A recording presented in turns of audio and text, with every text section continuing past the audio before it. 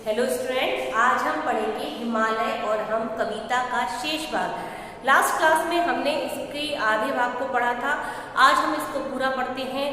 इस कविता के कवि गोपाल सिंह नेपाली हैं। गोपाल सिंह नेपाली ने हिमालय और भारतीयों के संबंधों के बारे में बताया है। उन्होंने भारतीयों को हिमालय से जोड़ते हुए, उसकी क्रियाकलापों से भारतीयों को जोड़ते हुए बताया है। वे कहते हैं कि जिस प्रकार हिमालय पर्वत है उसी प्रकार भारतवासी भी हैं। तो हम आगे इसका अध्ययन करते हैं कि जैसा यह अटल अडिग अविचल वैसे ही भारतवासी। हिमालय पर्वत जैसा अटल है, अडिग है, अविचल है, वैसे ही भारतवासी भी अविनाशी है। यानी भारत जिस प्रकार हिमालय पर्वत को कोई टाल नहीं सकता, हिला नहीं सकता, वो विचलित नहीं हो सकता, एक ही स्थान पर स्थिर रहता है, उसी प्रकार से भारतवासी भी कैसे हैं, अविनाशी हैं, उनका कभी भी नाश भारतवासी वैसे ही हैं, उन्हें भी कोई टाल नहीं सकता, उनका कोई सर्वनाश नहीं कर सकता है। अमर हिमालय धरती पर तो भारतवासी अविनाशी। हिमालय पर्वत धरती पर शाश्वत है, हमेशा हमेशा रहने वाला है, ये अमर है, इसका कोई भी नाश नहीं कर सकता। उसी प्रकार भारतवासी भी कैसे हैं, अमर है, अविनाशी है, इनको का कोई भी नाश नहीं कर सकता।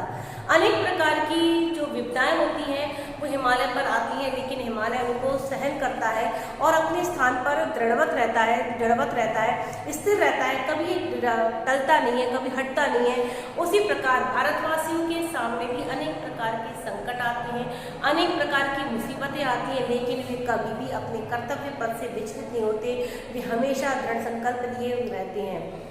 तो जिस प्रकार हिमालय पर्वत अमर है, वैसे ही भारतवासी भी कैसे हैं, अमर है, अविनाशी हैं, उनका कोई भी नाश नहीं कर सकता। कोई क्या हमको ललकारे, हम कभी न हिंसा से हारे, दुख देकर हमको क्या मारे। अब यहाँ पर कवि नेपाली जी कहते हैं कि कोई क्या हमको ललकारे, यानी भारत को ललकारने के लिए अनेक प्रकार के दुश्मनों ने पहले आक्रमण किए, भारत की संस्कृति को तहस नहस करने की कोशिश की, भारत की सभ्यता को नुकसान पहुंचाने की कोशिश की। तो कहते हैं कोई क्या हमको ललकारे, कोई हमको क्या ललकारेगा, हम कभी न हिंसा से हारे। भारतवासी ऐसे हैं जो कभी भी हिंसा से हारने वाले नहीं हैं। वे हिंसा का जवाब किससे देते हैं, अहिंसा से देते हैं। तो भारतवासियों को कौन ललकार सकता है, किसमें इनकी हिम्मत है, क्योंकि वे भारतवासी कभी भी हिंसा से हारने वाले नहीं हैं। दुख देकर हमको क्या मारे। भारतवासियों पर अनेक प्रकार की विपत्ति आई है, अनेक प्रकार बार उन्हें गुलाम बनाया गया है, अनेक प्रकार के संकट उनके ऊपर आए हैं, लेकिन वे अनेक प्रकार के दुखों का उनको सामना करना पड़ा है, लेकिन उनके मन को कोई भी मार नहीं सका है। तो वो कहते हैं कि भारतवासियों को अनेक प्रकार के दुख दिए गए, उनको अनेक प्रकार की यातनाएं दी गई, लेकिन उनके मन को कोई भी मार नहीं पाया है। भारतवासी अपने मन से हमेशा कैसे हैं, जिंदा दिल हैं, खुश मिजाज हमेशा जीवित रहते हैं। तो दुख देकर हमको क्या मारे, हमें कई प्रकार के दुख देकर भी हमें कोई मारने की क्या कोशिश करेगा, हमारे मन पर कोई काबू करने की क्या कोशिश करेगा, हमारे मन को बदलने की कोई क्या कोशिश करेगा। हम कभी भी दुखों से हार मानने वाले नहीं हैं, हम उन दुखों का क्या करते हैं, सामना करते हैं। गंगा का जल जो भी पीवे वह दुख में भी मुस्कुराता है, गिरिराज हिमालय से भारत का कुछ ऐसा ही नाता है। अब यहाँ पर कवि ने सुख और दुख में जो एक समान रहते हैं उसकी बात की है कि गंगा का जल जो भी पी ले, यानी भारत की पवित्र नदी गंगा, इसके जल की विशेषता है कि जो उसके जल को पी लेता है वो दुख में भी मुस्कुराता है, यानी उसमें दुख सहन करने की शक्ति आ जाती है और दुख में वो कैसा रहता है, मुस्कुराता हुआ रहता है, कभी भी दुखों से विचलित नहीं होता है। गिरिराज हिमालय से भारत का कुछ ऐसा ही नाता है। इस प्रकार पर्वतों के राजा हिमालय से भारतवासियों का कुछ इस प्रकार का नाता, कुछ इस प्रकार का विशेष रिश्ता है। टकराते हैं इससे बादल तो खुद पानी हो जाते हैं, तूफान चले आते हैं तो ठोकर खाकर सो जाते हैं। अब कवि यहाँ पर कहते हैं कि टकराते हैं इससे बादल, यानी हिमालय की चोटी से जब बड़े बड़े बादल तूफान टकराते हैं तो खुद पानी हो जाते हैं। तो क्या होता है, जब हिमालय की चोटियों से बड़े बड़े बादल टकराते हैं तो इससे टकराकर वो बादल वहीं पर बरस पड़ते हैं और पानी के रूप में वो वहाँ पर बरस कर नष्ट हो जाते हैं, समाप्त हो जाते हैं।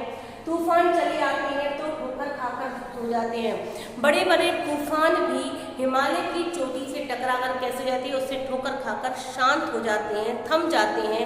यानी बड़े बड़े बादल, बड़े बड़े तूफान भी हिमालय की चोटी को डिगा नहीं पाते हैं, उन्हें हिला नहीं पाते हैं, क्योंकि हिमालय स्थिर है, एक ही जगह पर स्थिर रहता है, वो कभी विचलित नहीं होता, दुखों से घबराता नहीं है, स्थिर रहता है। इसलिए संकट रूपी बादल, तूफान रूपी बादल मतलब संकट रूपी बादल और संकट रूपी जो तूफान है वो स्वयं हिमालय की चोटी से टकराकर स्वयं ही कैसे हो जाते हैं, पानी के रूप में बरस जाते हैं बादल, और तूफान उसकी चोटी से ठोकर खाकर नष्ट हो जाते हैं। जब जब जनता को विपदा दी तब तब निकले लाखों गांधी। कवि कहते हैं कि जब जब भारत की जनता पर विपत्ति आई है तब तक लाखों गांधियों ने यहाँ पर जन्म लिया है। जैसे महात्मा गांधी जी अहिंसा के पुजारी थे, वो हिंसा का जवाब भी अहिंसा के से देते थे। तो इस प्रकार जब जब भारत की जनता पर कई प्रकार के संकट आते हैं, मुसीबत आती है, तब इन संकटों का सामना करने के लिए भारत में लाखों, एक नहीं लाखों गांधी जन्म लेते हैं, जो इस हिंसा का जवाब अहिंसा से देते हैं। तब तक निकले लाखों गांधी, तलवारों से टूटी आंधी। और जो ये आंधी है ये हिमालय की चोटियों से टकराकर इस प्रकार टूट जाती है जिस प्रकार कोई तलवार तहस नहस हो जाती है। तो हिमालय से टकराकर तलवार मतलब आंधियाँ किस प्रकार टूटती हैं, तलवारों के समान टूटती हैं। वैसे ही भारतवासियों से टकराकर दुश्मन भी नष्ट हो जाते हैं। इसकी छाया में तूफान चिरागों से शर्माता है, गिरिराज हिमालय का भारत से कुछ ऐसा ही नाता है। अब जब तूफान हिमालय की चोटी से टकराते हैं तो उनकी जो शक्ति है वो नष्ट हो जाती है, समाप्त हो जाती है। वहीं पर तूफान निष्क्रिय हो जाता है और जो तूफान है वो चिराग से ही शर्माता है, यानी तूफान में इतनी शक्ति भी नहीं रहती कि वो एक दिए को बुझा पाए, वो इतना शक्तिहीन हो जाता है। उसी प्रकार जिस प्रकार की दुश्मन यदि भारतवासियों से टकराता है तो उसकी सारी शक्ति कैसी जाती है, नष्ट हो जाती है और वो भारतवासियों का कुछ भी नहीं बिगाड़ पाता है। गिरिराज हिमालय से भारत का कुछ ऐसा ही नाता है। इस प्रकार पर्वतों के राजा हिमालय से भारत का कुछ इस प्रकार का विशेष खास नाता है। इस कविता में नेपाली जी ने भारतीयों और हिमालय के संबंधों के बारे में बताया है।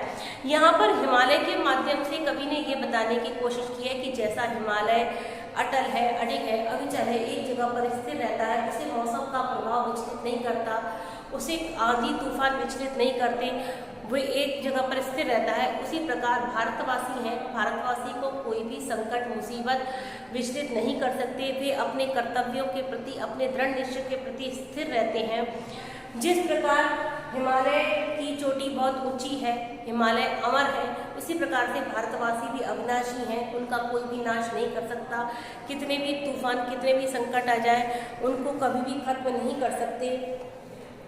और जिस प्रकार हिमालय दुनिया के ताज के रूप में है, उसी प्रकार भारतवासी भी संसार के, विश्व के शिरोमणि के रूप में हैं। तो यहाँ पर हिमालय के माध्यम से कवि ने भारतवासियों के संबंधों के बारे में बताया है। आशा है आपको ये पाठ समझ में आया होगा।